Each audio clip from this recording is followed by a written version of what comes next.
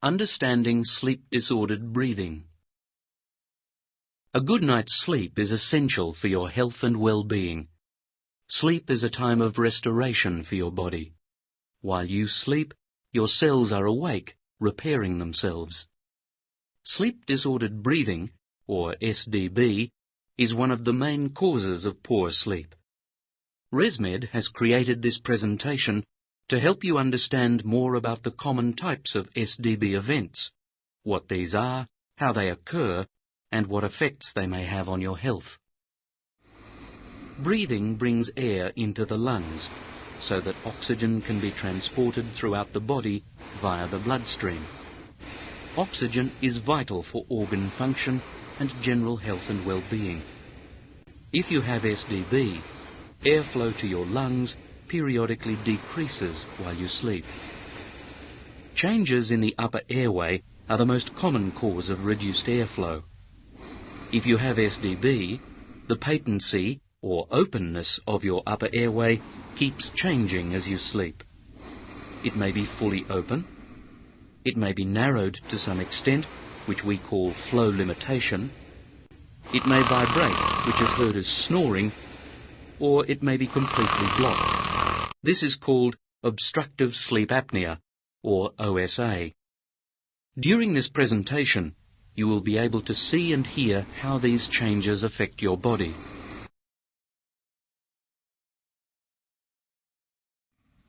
But first, let's take a closer look at normal breathing. Normal breathing during sleep occurs in a familiar, regular cycle.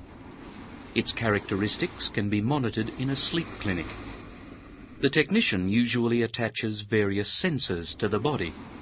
These help monitor airflow through the upper airway, respiratory effort, audible noise, heart rate, oxygen level in the blood, and electrical activity in the brain. The signals you will see and the sounds you will hear during this presentation are like the ones used to assess your breathing during a sleep study. When you drift off to sleep, most of the muscles in your body relax. However, there are exceptions, such as the diaphragm and, to a lesser extent, the dilator muscles, which control the tongue and soft palate. The diaphragm is assisting our simulated model to breathe normally. The dilator muscles, too, are at work, holding the upper airway fully open. As air flows freely and evenly into and out of the lungs, a typical bell-shaped curve of the airflow is seen. The air flows because of the bellows effect of the diaphragm muscle, which sucks air into the lungs. The respiratory bands attached to the chest and abdomen are measuring the effort required to breathe. They produce two traces, which rise and fall along with the airflow trace. Notice how the airflow and breathing effort traces move in sync. You can actually hear these correspond to the sounds of our model breathing in and breathing out normally.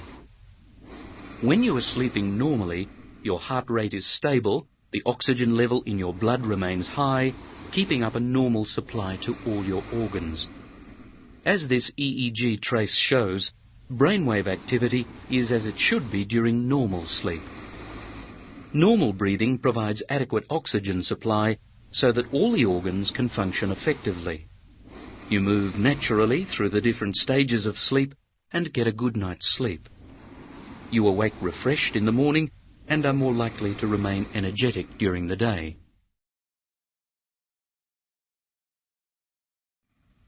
Flow limitation. What is really happening? For those who have SDB, the muscles in the upper airway begin to relax during sleep, and the tongue and soft palate move closer to the back of the airway. This usually occurs if you are lying on your back or side due to the force of gravity. As the airway gradually narrows, it limits the rate at which air can pass through. We call this flow limitation. The airflow curve now has a characteristic chair-like shape. The middle of the curve looks flatter than it does for normal breathing. The flow at this point is being limited by the restricted airway. As these breathing effort traces show, our model is working harder to breathe. Despite the flow limitation, the sounds of breathing are still fairly normal. From breath to breath, as flow limitation continues, the oxygen level in the blood remains quite steady and the heart rate remains fairly stable. At some point, the increased work of breathing against flow limitation may lead to an arousal. An arousal is a disturbance in the sleep cycle. This may be accompanied by some movement. There is a visible increase in brainwave activity and heart rate. Each arousal has a powerful effect on your body. On arousal, our model quickly takes a few deep breaths. As muscle tone returns to the tongue and soft palate, the airway opens. The airflow trace returns to the normal bell shape, although an amplified one. This flow limitation arousal sequence may occur several times every hour. Although there may not be much change in the sounds of your breathing, your partner may notice you tossing and turning restlessly. You may wake up feeling tired. The effect on your body is strong enough to disturb your sleep and prevent you from getting the real rest you need in order to be healthy.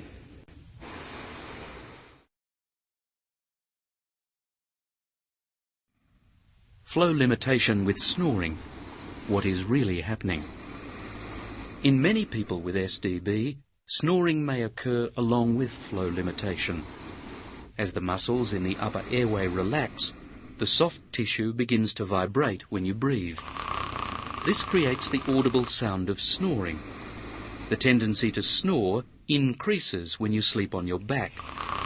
It is also affected by other factors, such as taking certain medication like sedatives, consuming alcohol, or general tiredness. Notice the turbulence on the airflow curve. Breath by breath, the frequency of the upper airway vibration increases along with the loudness of the snoring. Snoring also increases the effort required to breathe. And it can be rather noisy. Flow limitation with snoring often leads to arousal. Once again, we see why such disturbance during sleep is a matter of concern. It has a significant, visible and measurable impact on your heart rate and brainwave activity. On arousal, our model rapidly takes a few deep breaths. As he does so, the various characteristics begin to normalize again. Whenever an arousal occurs to restore normal breathing, it interrupts your sleep. Because of the noise that accompanies snoring, most partners can readily identify this type of sleep-disordered breathing.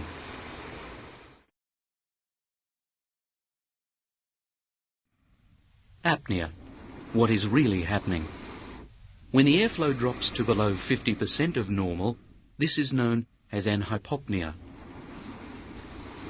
If you have SDB, the amount of flow limitation you experience, with or without snoring, varies continuously during the night. As the muscles in the upper airway start to relax, the suction effect of each inward breath tends to draw the soft tissues down towards the back of the airway. Over a series of breaths, the airway progressively narrows and the airflow decreases. There are times when airflow stops completely because the airway is blocked. This is known as an apnea. Air supply to the lungs is interrupted during an apnea. Our model shows obvious signs of an apnea event. The airflow trace changes to a horizontal line for the length of time that the apnea persists. This demonstrates that there is absolutely no airflow, as our model struggles to get air through the collapsed airway. There is no noise at all, which is a particularly dramatic change if the apnea follows snoring. Our model has stopped breathing. An apnea can continue for 10 seconds or more, and in severe cases for up to a minute or longer. During this time, the heart rate drops significantly. So does the level of oxygen in the blood, since no fresh air enters the lungs to replenish the depleting oxygen. The brain soon realizes that the body is struggling. That is why an apnea always triggers a strong arousal. with severe effects on the body. Our model gasps for air, causing a sudden movement in the noise streams. Brain activity increases significantly. The heart rate after arousal is almost double what it was during the apnea. Our model's rapid breathing increases the airflow and the blood oxygen level begins to rise again. The tongue and soft palate quickly return to their normal position as the airway opens fully. The airflow curve returns to the normal bell shape. With every arousal, your body may move to another position in the bed. But you will probably not remember waking up, even if arousals occur hundreds of times each night. Your partner is likely to notice your apneas and arousals, mainly because, together with snoring, they are keeping him or her awake. Apnea-arousal cycles produce significant stresses to your body. As you have seen, apneas cause depletion of oxygen supply to vital organs, including the brain. Arousals literally jolt the cardiovascular system. People with severe sleep-disordered breathing have poor quality of sleep. They may rarely experience the normal sequence of light and deep sleep stages which are necessary for healthy sleep. Generally, people who have SDB are often excessively sleepy during the day. They easily fall asleep at work, while driving a car, talking, reading, or watching television. Sleep deprivation can make them especially irritable. Research has shown that untreated SDB may also have other more serious consequences, such as high blood pressure, serious heart conditions, sexual problems, impaired memory, impaired concentration, intellectual deterioration, depression, morning headaches, and accidents due to sleepiness and fatigue. The good news is that it is possible to effectively treat SDB in order to get healthy sleep and enjoy a healthier life.